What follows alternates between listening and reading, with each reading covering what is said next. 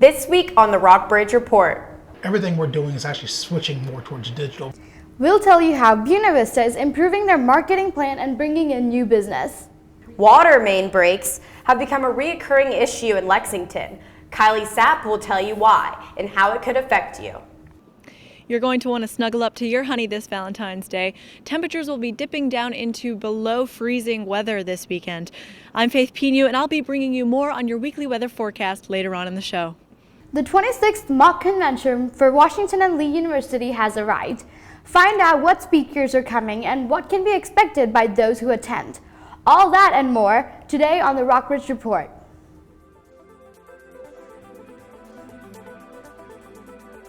Lee University with news for Rockbridge County.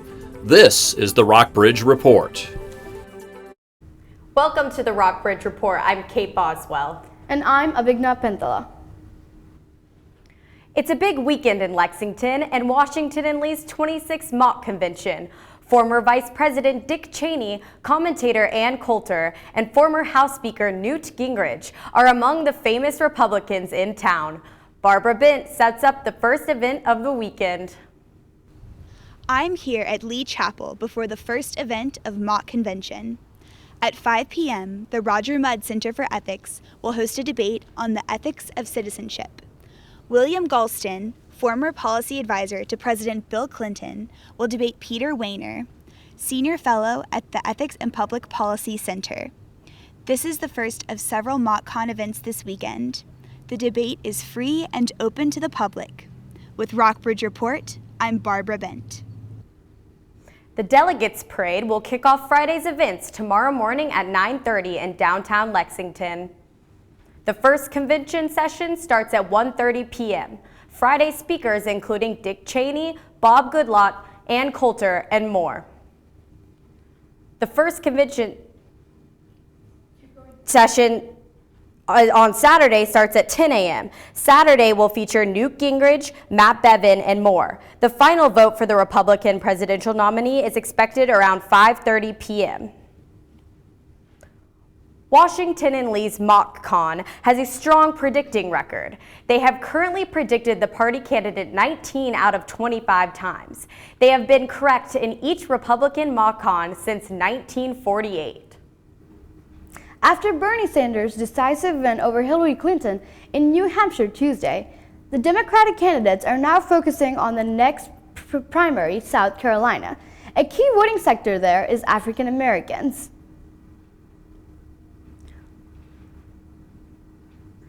On Tuesday, Sanders took his campaign to Harlem, where he met with civil rights leader Al Sharpton.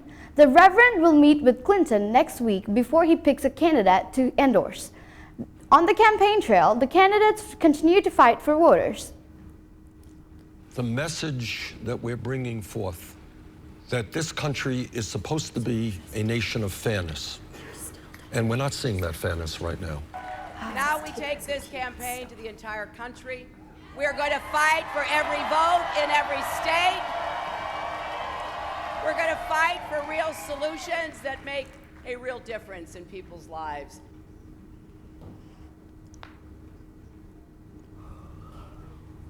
Two fires struck Lexington over the course of 2 days, leaving 10 Washington and Lee students temporarily homeless. The first, a fire in an apartment complex on North Randolph Street, started when a cigarette was left on wooden stairs. Lexington Fire and Rescue Chief Ty Dickerson says this is the time of year when fires are most prevalent. Dickerson said the second fire on Fuller Street was not major and was contained within the chimney of the home. Students living in the apartment complex on North Randolph Street lost many of their clothes and personal items. A GoFundMe page has been created to raise money for the victims. Buena Vista is taking its business online. The city is launching a new marketing campaign that it hopes will bring in more businesses like Fastenal, the Fortune 500 company that opened a new store in Buena Vista last spring. Abby Thornton has the story.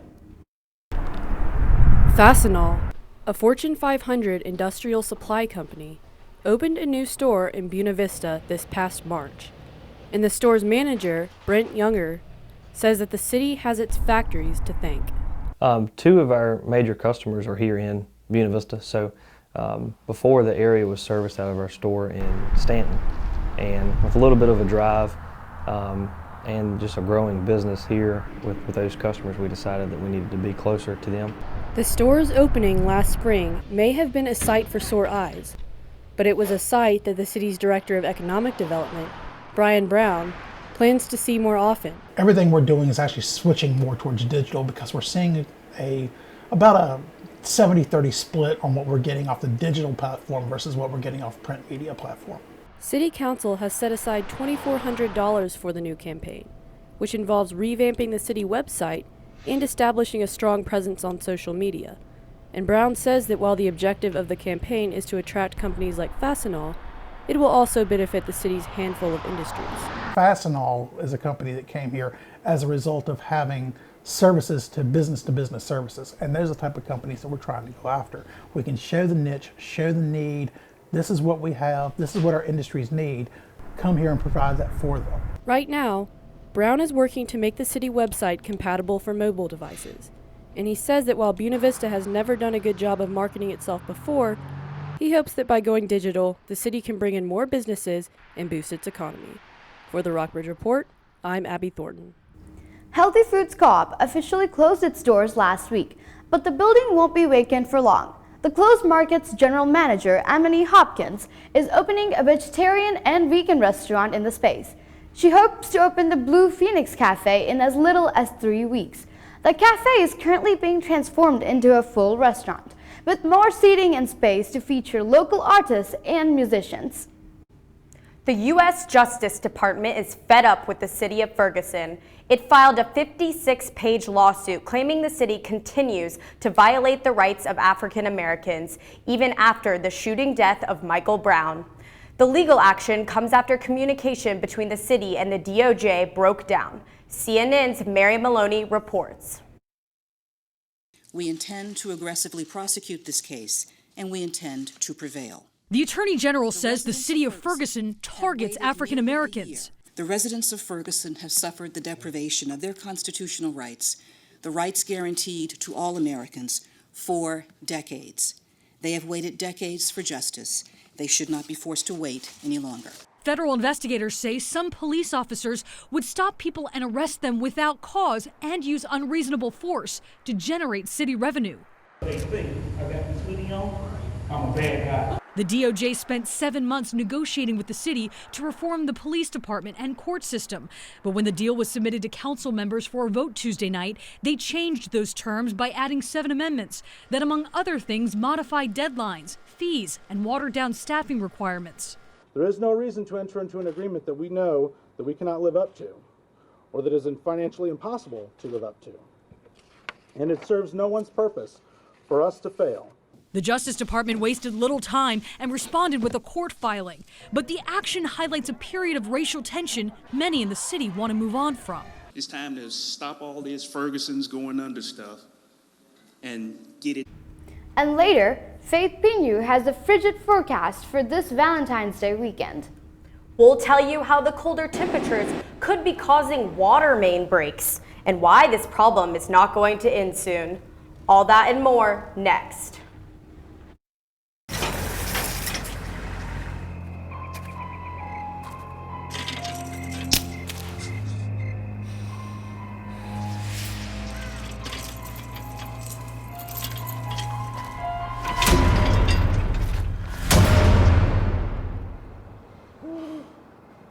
If you don't fix them, sparks from dragging tow chains could cause a wildfire, and that could be scary.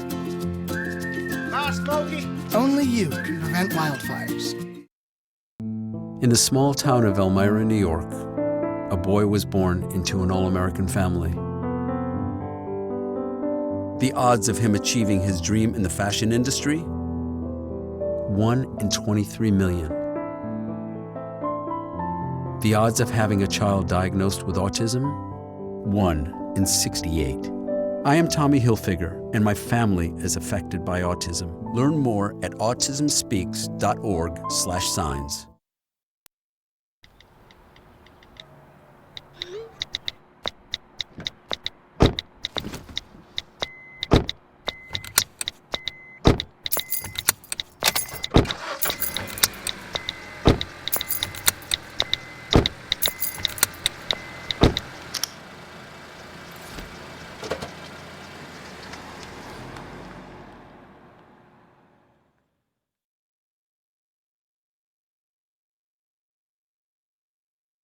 Do you think he's on his way? He doesn't even know that we're here. Is he okay? Please tell me he's okay. Laura. Okay, try to call him again. There's no signal. Try! Nothing's working. Well, just Everything's down. This is so bad. He's out there by himself. Make sure you know where to find your family in an emergency. Start your plan at ready.gov. When temperatures fluctuate, water mains in Lexington can't handle the stress. This can leave residents without water for several hours. Kali Sapp took a look at what's causing these frequent breaks. Lexington had 6 water main breaks. Part of the problem is the fluctuating temperatures. It's just when you have an instant warm up and it goes from like -7 that morning or right at 0 to 50, 60 degrees in the afternoon, you can look for something to go pop somewhere. Another reason the pipes keep breaking is that they're made of old cast iron. We use inductile iron pipe, which is a more forgiving type metal. A more long-term fix is in the works. But until then, it's just fix as they break. And it's been like that for many years. The city is slowly replacing the cast iron pipes with ductile. If you're looking at the system overall, probably about maybe a fourth of it that has been either upgraded or has been repaired. Every bit of it's been ductile.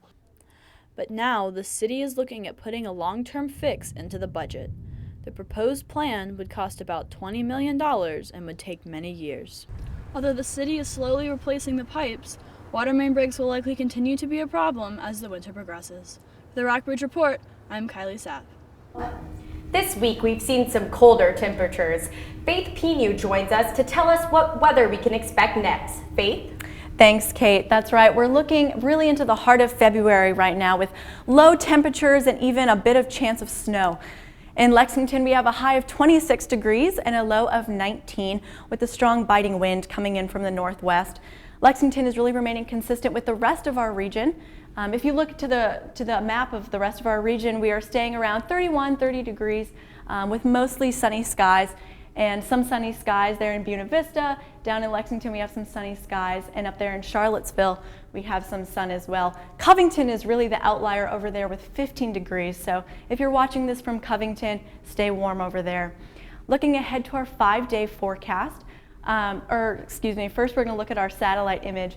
We have all clear skies. Really, the clouds are the things that hold in the heat. So with no clouds to cover us, we're going to be looking at quite a bit colder temperatures upcoming in our forecast. So looking ahead tomorrow, we can expect some snow, about 20% chance of precipitation all day, a high of 33 degrees and a low of 15. Skies will be clearing up Saturday and Sunday with mostly sunny skies, but a high of 22 degrees on Saturday, a low of 5 degrees. On Sunday, we're looking at a high of 26 and a low of 14. And over on Monday, we'll be celebrating President George Washington's birthday with snow. We have about 60 to 70% chance of snow all day Monday. On Tuesday, temperatures do climb up to 42 degrees, but that really just means that the precipitation will be some snow and some rain, giving us really a slushy mix. So if you're out driving early next week, make sure you're careful on the roads. That's it for your weekly weather forecast. I'm Faith Pinu. Back to you. Wow, sounds chilly. Rockbridge County schools are in the early stages of a new technology plan. This would give every 7th grade student in the division a Google Chromebook by the fall of 2017. Students are already seeing the benefits, with more in-school access to computers. The first school to see these benefits is Maury River Middle School. Last year, the school had only 1 mobile laptop card. It now has 4. The school is now working on how to best use technology in the classroom. Administrators hope that the plan will be finalized by the end of May. Coming up, we'll tell you how social media played a role in the murder of 13-year-old Nicole Lovell. And later... And today we're rolling out a new Cyber Security National Action Plan, or CNAP. Yeah. President Obama has set out a $19 billion plan to increase cybersecurity. We'll show you why this initiative has been made such a priority. Hi, may I please have an application? Thank you.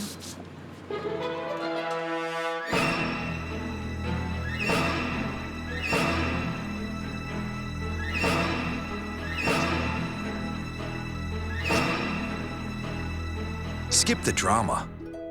Get your GED. Okay. Take that first step towards a better future and sign up for free classes now at yourged.org. If you store your guns properly, I'll feel safer when I'm playing outside. Safer when walking home. I won't have to tell so many family members. I'm sorry. I won't hear as many scary stories. And I won't have to tell my kids. This isn't a drill. Please. Please, do it for us. Your family, friends, and neighbors are all counting on you. Never let your gun get into the wrong hands. Remember, always, lock it up. Visit ncpc.org. No more pencils, no more books, no more teachers, dirty looks. School's out for summer. What this place needed was better graduation rates. So we worked with schools like Henry Ford High, and now they're up 18%. To help us do more good this year, go to unitedway.org, because great things happen when we live united. If you want to be a parent, it doesn't matter how you play, what you wear,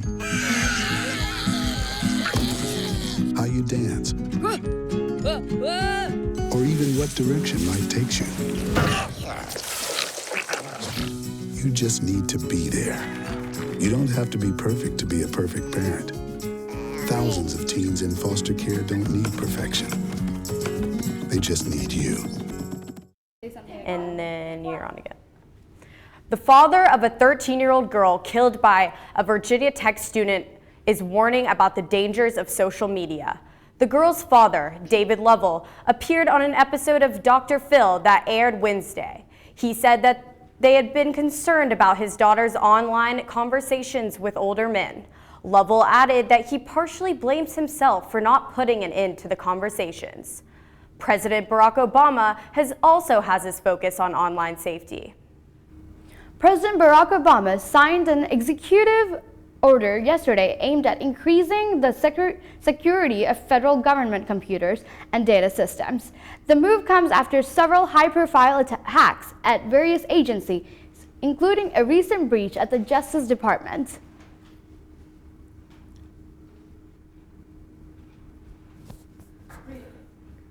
Obama said that the $19 billion plan aims to replace old technology vulnerable to attack. The government stops cybersecurity experts say it won't entirely prevent further breaches, but new steps are essential. A Lynchburg-based healthcare company hopes to make schooling for special needs children more available in Rockbridge area. This company, Centra Health, plans to open a new special education school at the site of the old Rockbridge Middle School. It already operates other special education schools in the region. Company officials believe this expansion will allow them to provide care for students on a broader scale.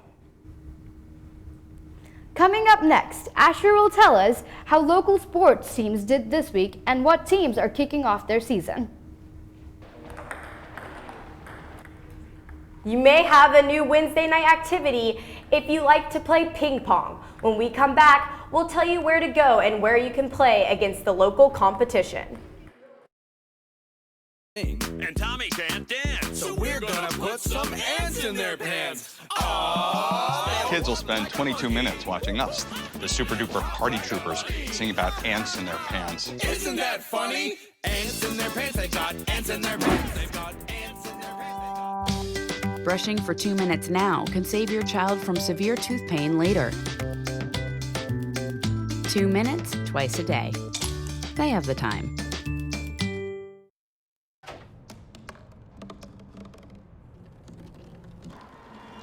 Everybody has a dream.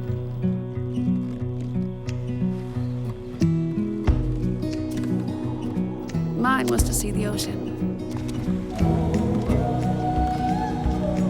And with a little help, I made it.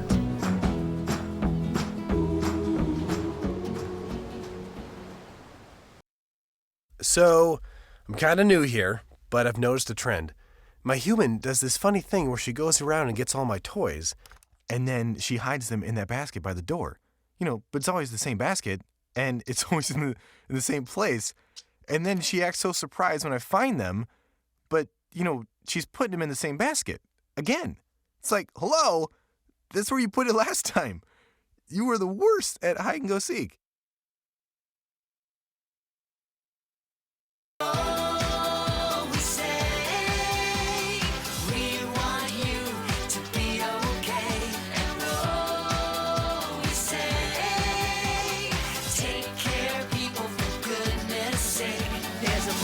Every budget, so don't accept defeat. Now you can get covered and still buy me treats. You take care of your pets. Now it's their turn to take care of you. Visit getcoveredamerica.org to learn about your health insurance options. As W-2 forms are arriving in mailboxes, some low-income residents in the area are facing bigger problems, but help may be available. Caroline Boris has the story. The W&L Law School is home to a tax clinic. It helps low-income taxpayers deal with legal problems with the IRS. Professor Michelle Drumble has been directing the clinic since 2008.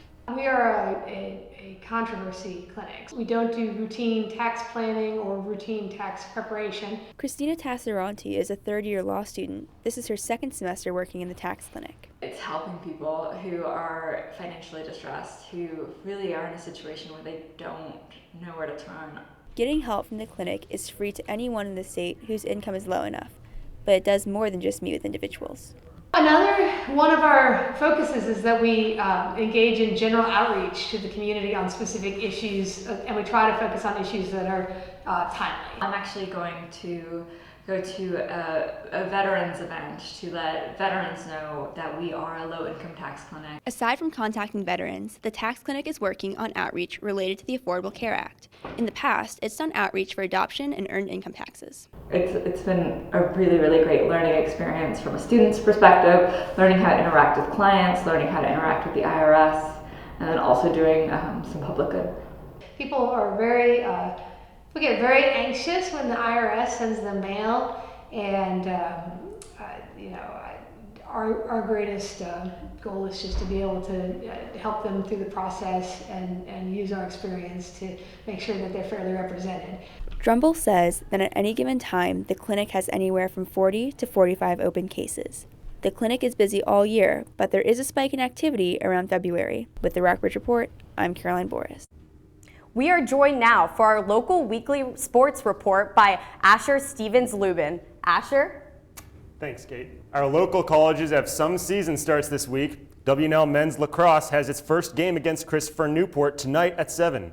SVU and W&L both started their baseball seasons this week with wins. W&L took 3 wins against St. Mary's. In 3 games with William Peace, SVU took 2 wins and 1 loss.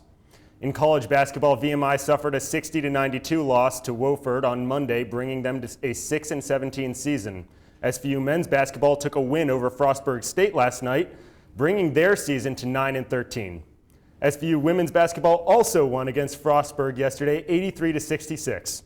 W&L men couldn't break their 5-game losing streak last night, falling to Roanoke 92-93. W&L women had better luck this week, taking on and beating Bridgewater on Tuesday. Now on to our local high schools. Both Rockbridge High and Perry McClure locked down wins in basketball this week. The Rockbridge boys basketball team beat Stanton River 96-51. Girls basketball fell in a close game against Stanton River 52-53. Perry McClure boys basketball took down the Stanton River Heads 50-40 on Tuesday. The girls defeated Highland 70-17 on Monday, bringing them to a 16-3 season. That's all for sports this week. Back to you, Abigna. Local residents have slowed down an Olympic sport to make it friendly and fun. Nelson Helm has the story. A constant pinging noise and the occasional shriek can be heard throughout the Lilburn Downing Community Center on any given Wednesday. That's when the Rockbridge Area Recreation Organization holds its weekly ping pong league beginning at 6 p.m. Kermit Rocket has been a member of the league since its inception in the early 1980s. Generally, anywhere from 6 to 8 or 9 players every Wednesday night, and we normally play double games because a bunch of old guys. It's a good workout for guys that are seniors like me. Rocket said that the average member of the league lasts 3 to 4 years before retiring from the game. Even with consistent turnout from its players, the group is open to all who want to participate. Anna Alford heard about the league from one of her tennis partners and decided to give it a try. Alford said she had played ping pong less than 5 times in her life. I was a bit worried about coming because I'm a complete beginner. And I know with tennis and a lot of sports, when somebody's beginning, it's like, oh, you just have to put time into them, hitting it back, hitting back. This way, you're playing quicker because it's quite a small venue and you just got to learn to keep it on the table. Alford described the league as low-key and friendly to beginners. Her advice to those who want to try it? Go out. Don't sit at home wondering. For the Rockbridge Report, I'm Nelson Helm. That's all for today's Rockbridge Report. Stay tuned to watch reporter Caroline Boris's in-studio interview with Commonwealth Attorney Chris Bilius.